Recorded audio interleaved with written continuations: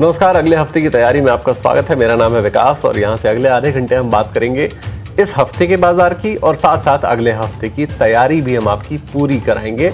यानी कौन से इवेंट्स अहम होंगे, कौन से लेवल्स अहम होंगे, कौन से स्टॉक्स पर फोकस रखना, इन सारी चीज़ों पर करेंगे बातचीत अगले हफ्ते के हिसाब से। लेकिन सबसे पहले आप इस शो में कैसे जुड़ सकते हैं, क्योंकि आपके सवालों को भी हम इस शो में शामिल करेंगे। तो आपके जुड़ने का तरीका बिल्कुल आसान है। आपकी स्क्रीन पर एक QR कोड है, उस QR कोड को स्कैन कीजिए और स्कैन करके अपने सवालों को फटाफट हमारे पास भेजना शुरू कर दीजिए, ताकि उन सवालों पर हम अपने एक्सपर्ट से राय ले सकें और आप तक ये राय पहुंचाई जा सके। चलिए एक काम करते हैं, आप अपने राय भेजेंगे उससे पहले हम एक चेक बाजार के ऊपर ले लेते हैं जरा कि बाजार की क्लोजिंग हुई कैसी है इस हफ्ते के आखिरी दिन। देखिए शुक्रवार की जो क्लोजिंग है बाजार की, वो 100 अंकों की बढ़त के साथ निफ्टी पर क्लोजिंग देखने को मिली है। करीब 100 अंकों की बढ़त के साथ 24,270 के करीब निफ्टी 50 की क्लोजिंग आपको देखने को मिली है। निफ्टी बैंक की क्लोजिंग थोड़ी कमजोरी के साथ होती हुई नजर आ रही है। करीब 100 अंकों की गिरावट आपको यहाँ नजर आएगी। तो जितनी बढ़त निफ्टी 50 के अंदर है, उतनी ही गिरावट एग्जैक्टली आपको निफ्टी बैंक के अंदर आज नजर आएगी in terms of numbers, percentage के हिसाब से नहीं, क्योंकि निफ्टी बैंक बड़ा इंडेक्स है निश्चित तौर पर। आज के बाजार में जो सेक्टर्स हैं, एक बार जरा उन पर फोकस रखिए, क्योंकि आज जो चढ़ने वाले सेक्टर्स हैं उनमें आपको नजर आएगा कि निफ्टी रियल्टी, निफ्टी फार्मा और निफ्टी आईटी, ये 3 सेक्टर्स बने आज के सुपरस्टार। सबसे बेहतरीन तेजी इन सेक्टर्स में देखने को मिली। निफ्टी रियल्टी 2.25% चढ़ा, निफ्टी आईटी करीब 1.5-2% और 1.5-2% ही चढ़ा निफ्टी फार्मा का इंडेक्स। तो बेहतरीन तेजी इन तमाम शेयरों के अंदर देखने को मिली है। कमजोर क्या रहा? कमजोर है पीएसयू बैंक, एनर्जी वाले शेयर, क्योंकि जो खबर आई कि 4 चीनी कंपनियों को ट्रांसमिशन वाले टेंडर्स में बोली लगाने की मंजूरी गवर्नमेंट की तरफ से मिल रही है, उसकी वजह से तमाम जो पावर सेक्टर वाले शेयर हैं, एनर्जी वाले शेयर हैं, उनमें आज थोड़ी सी कमजोरी देखने को मिली, पावर इक्विपमेंट वाले शेयर्स में। उसके अलावा अब देखिए इस हफ्ते की बात जरा कर लेते हैं। देखिए आपकी स्क्रीन पर इस हफ्ते की बाजार की चाल आपको नजर आएगी परसेंटेज में। निफ्टी इस हफ्ते में 1% का रिटर्न पॉजिटिवली देकर गया है। मिड कैप में आप देखेंगे तो ½ % का रिटर्न दिखेगा, स्मॉल कैप में करीब 2% का, और निफ्टी बैंक इस हफ्ते रहा है अंडर परफॉर्मिंग, करीब ½% की गिरावट आपको इसमें देखने को मिली है।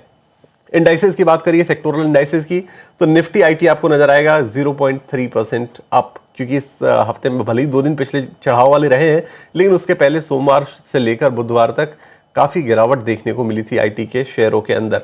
निफ्टी एनर्जी करीब 1% गिरकर क्लोज होता हुआ नजर आया। पीएसयू बैंक इस हफ्ते रहे हैं काफी कमजोर, करीब 3% के आसपास इंडेक्स जो है वो इसका टूटता हुआ नजर आया है। तो ये हफ्ते के अंदर आप देखेंगे कि सेक्टोरल इंडाइसेस में ये 3 इंडाइसेस हैं जिनके रिटर्न्स आपकी स्क्रीन पर आपको क्लियरली दिख रहे हैं।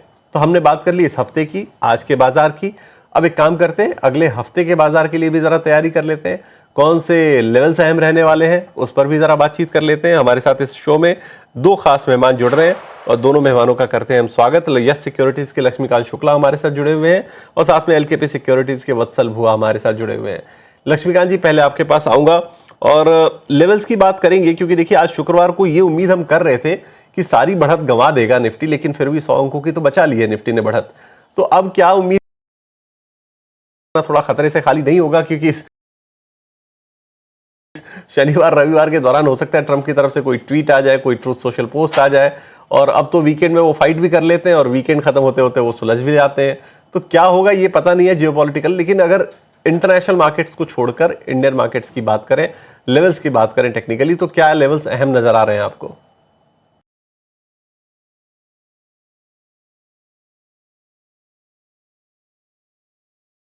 सर जी को भी मेरा नमस्कार।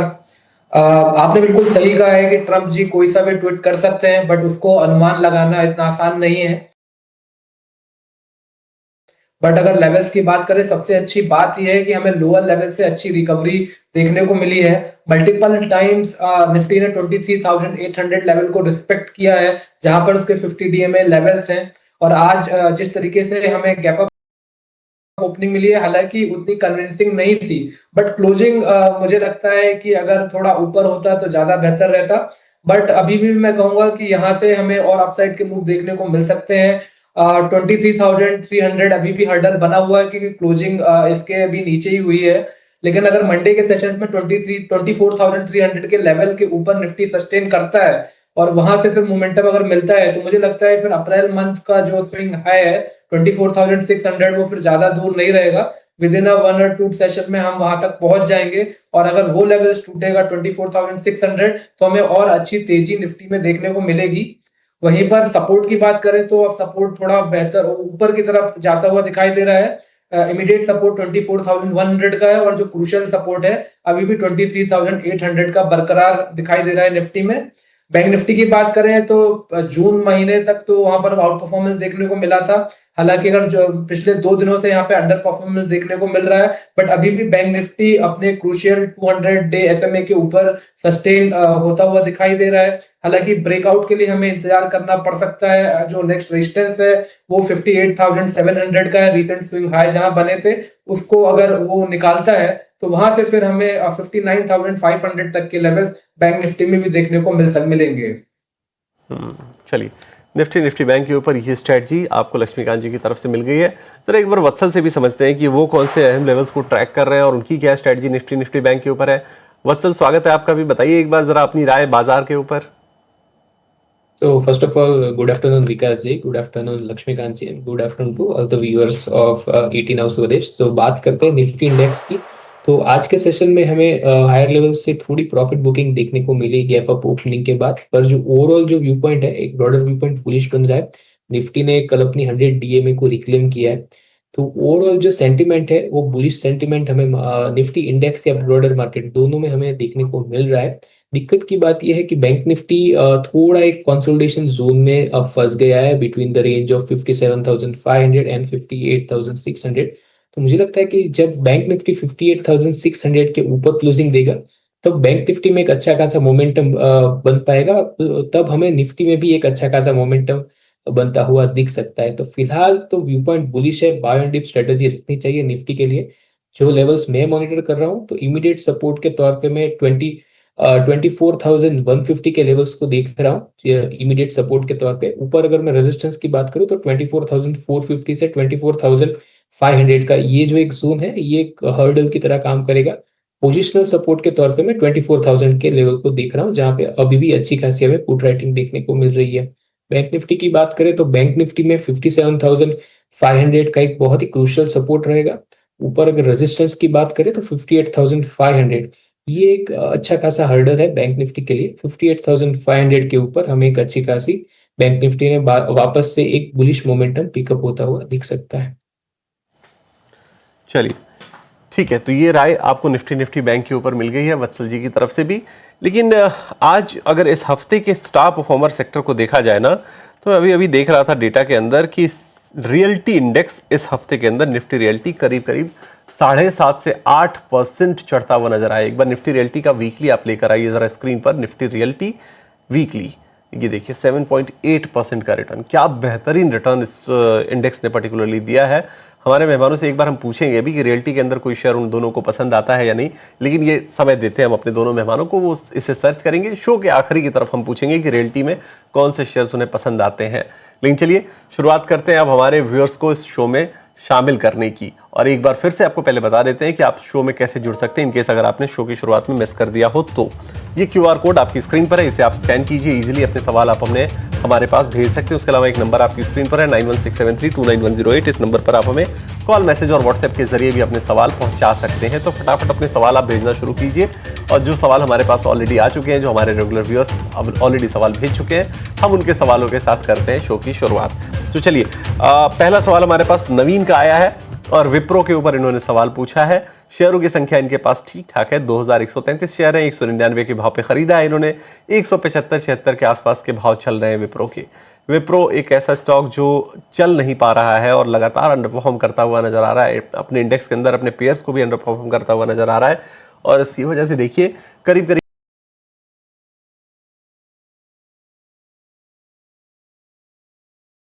50,000 का लॉस होता हुआ नजर आ रहा है हमारे व्यूअर नवीन जी को। एक राय लेते हैं। लक्ष्मीकांत जी, क्या राय होगी विप्रो के अंदर? इन लेवल्स पर आप क्या कहेंगे, सिंपली होल्ड करें या लॉस बुक करके कहीं और मौके खोजे जाए? देखिए सेकुलर जो ट्रेंड है वो अभी भी डाउन साइड का ही है। हालांकि 2 दिनों से रिकवरी देखने को मिली है, काफी बीटन डाउन हो चुका था विप्रो, और आरएसआई में कहीं ना कहीं पॉजिटिव डाइवर्जेंस भी देखने को मिल रहा है, जिसके मद्देनजर ये short term pull back move हमें विप्रो में पिछले 2 दिनों से देखने को मिल रहा है। बट आज का अगर सेशन देखें तो यहाँ पर 20 डीएमए का रेजिस्टेंस भी दिखाई दे रहा है। तो जब तक ये स्टॉक 185 के ऊपर एक वीकली क्लोज नहीं देता है, तब तक यहाँ पर जो उम्मीद है थोड़ी कम ही रहेगी। और मुझे लगता है कि अगर वहां पर भी वीकली क्लोज आता है तो जो ये पुल बैक मूव है ज्यादा से ज्यादा 195 या 200 जोन तक जा सकता है।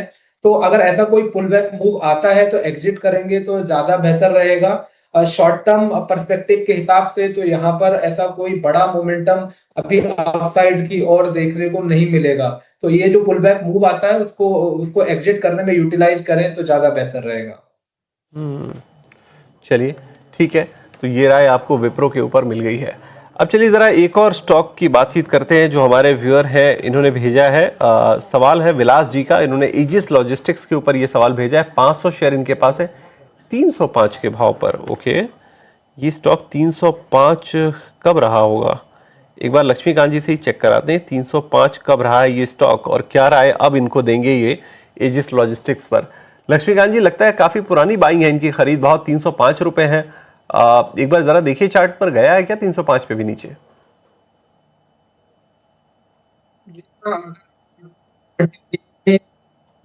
तो वहां 20 से लेकर 300 तक देखने को मिल रहा है। तो मेरे ख्याल से 2023 में ही इसको बाय किया होगा। यहाँ से अभी भी move daily weekly monthly charts पर दिखाई दे रहे हैं। लक्ष्मीकांत जी, आपकी आवाज़ बहुत बहुत ज़्यादा गड़बड़ आ रही है। हमारे व्यूअर्स को निश्चित तौर पे समझ नहीं आ रहा होगा, आपके जो जो राय है वो सुन नहीं पा रहे होंगे, वो समझ नहीं पा रहे होंगे। एक बार फिर से आपकी आवाज़ को थोड़ा सा दुरुस्त करके हम कोशिश करेंगे आपके पास आने की। तब तक एक काम करते हैं, ये राय हम वत्सल जी से लेते हैं। वत्सल जी, ज़रा एक बार एजिस लॉजिस्टिक्स को चेक कीजिएगा और 305 रुपये के भाव पर खरीदारी कह रहे हैं हमारे व्यूअर हैं विलास जी, क्या राय आपकी बनती है? जी, अगर मैं एजिस लॉजिस्टिक की बात करूं, एक सेकंड।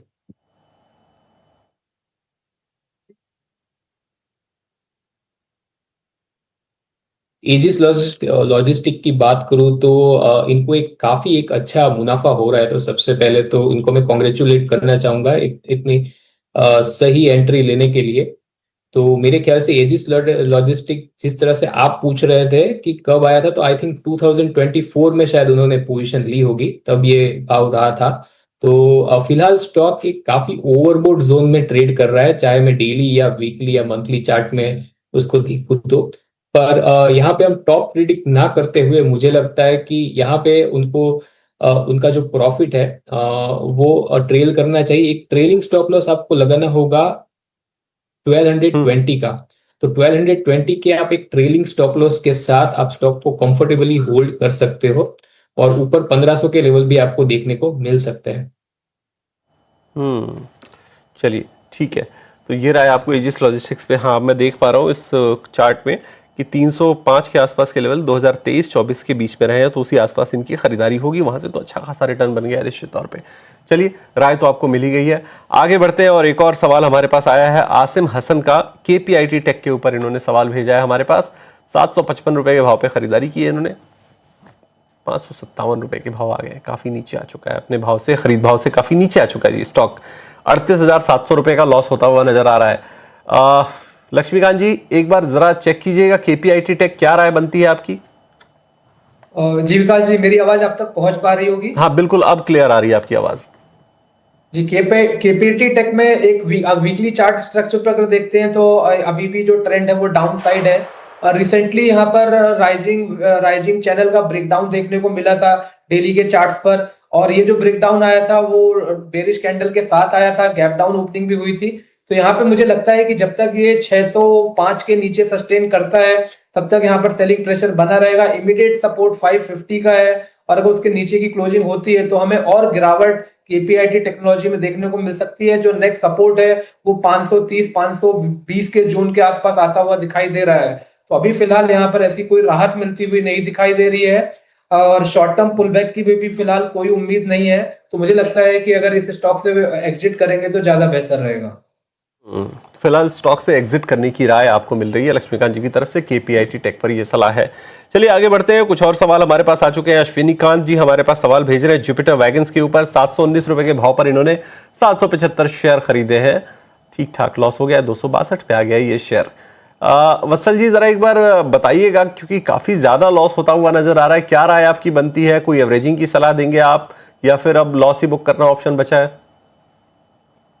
जी इन्होंने इनकी खरीद भाव है 775 की, स्टॉक ट्रेड कर रहा है 262 के लेवल पे, और तो बहुत ज्यादा इनको लॉस हो रहा है। तो मुझे लगता है कि करंट लेवल पे मैं उनको सेल करने की सलाह नहीं दूंगा, पर अगर उनको कोई भी एक राइज मिलता है तो वहां पे वो स्ट्रेटेजिकली अपनी पोजीशन रिड्यूस कर सकते हैं। तो करंट और एक लेवल बताना चाहूंगा, वो है 240 का लेवल। कि 240 का लेवल अगर तोड़ता है तो उनको एक कंप्लीट एग्जिट ले लेनी चाहिए। बाकी स्ट्रेटेजिकली एक सेल ऑन राइज की स्ट्रेटेजी से स्टॉक में से एग्जिट लेना चाहिए। चलिए ठीक है, तो ये रहा जुपिटर वैगन्स के ऊपर। मुझे लगता है इन्होंने ये ऑल टाइम हाई के आसपास ही खरीद लिया ये स्टॉक को, और वहां से काफ़ी नीचे अब ये स्टॉक आ चुका है। चलिए खैर, राय आपको मिल गई है। 240 के लेवल्स को कंप्लीटली आप वॉच करके और उसके बाद अपने लेवल्स के हिसाब से स्ट्रेटजी को बनाएंगे। खैर, अब एक काम करते, सवालों की सीमा को यहीं हम रोकते हैं, क्योंकि आपके लिए एक इंपॉर्टेंट सेगमेंट लेकर आना है, और वो सेगमेंट है वीआईपी शेयर्स का।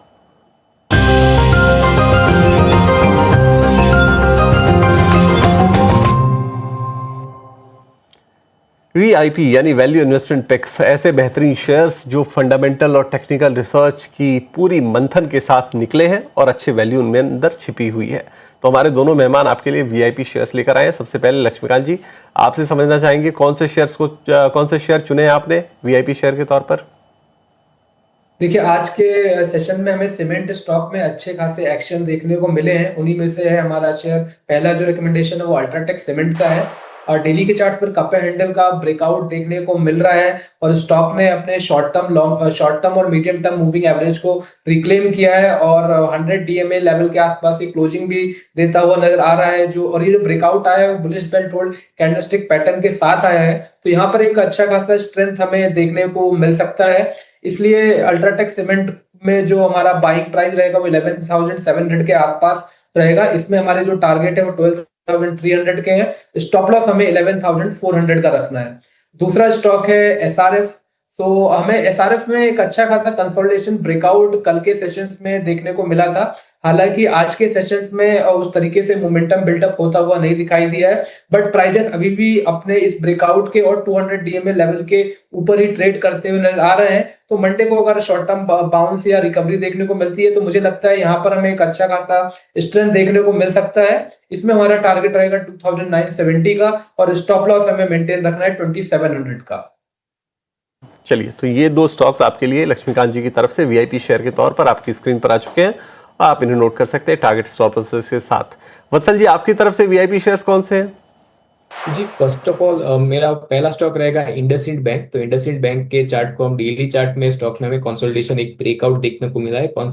स्टॉक काफी टाइम से कंसोलिडेट कर रहा था, और आज हमें स्टॉक में कंसोलिडेशन ब्रेकआउट देखने को मिला है। वीकली चार्ट की बात करें तो 2024 अक्टूबर के बाद स्टॉक ने पहली बार अपनी 100 वीक एसएमए के ऊपर क्लोजिंग दी है। आरएसआई डेली चार्ट में एक बुलिश क्रॉसओवर में, तो स्टॉक के लिए एक पॉजिटिव व्यू पॉइंट बन रहा है। तो 974 पे बाय कर सकते हैं। 930 का आपको एक स्टॉप लॉस लगाना होगा। ऊपर जो टारगेट मैं एक्सपेक्ट कर रहा हूँ वो 1035 के हम टारगेट एक्सपेक्ट करके चल सकते हैं। दूसरा मेरा एक स्टॉक रहेगा वो है जाइडस लाइफ साइंस। तो जाइडस लाइफ साइंस के चार्ट की बात करें तो अगेन स्टॉक में यहाँ पे भी हमें एक कंसोलिडेशन ब्रेकआउट देखने को मिला है।